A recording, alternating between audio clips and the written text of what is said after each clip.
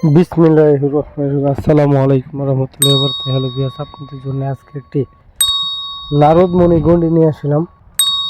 খুব কার্যকারী, এটা অত্যন্ত শক্তিশালী এবং অনেক ফলদায়ক।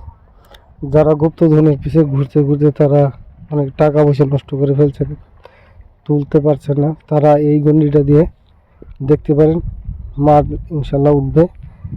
আর কাজ করার আগে শরীর বন্ধ করে নেবেন।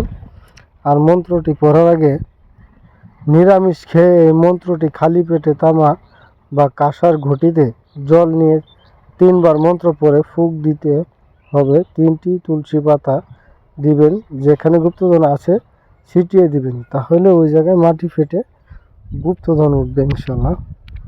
করে দেখতে পারেন। যদি আমার ভিডিওটা ভালো হয় চ্যানেলটি সাবস্ক্রাইব এবং শেয়ার করবেন। পরবর্তী ভিডিওতে দেখা হবে। আল্লাহ হাফিজ।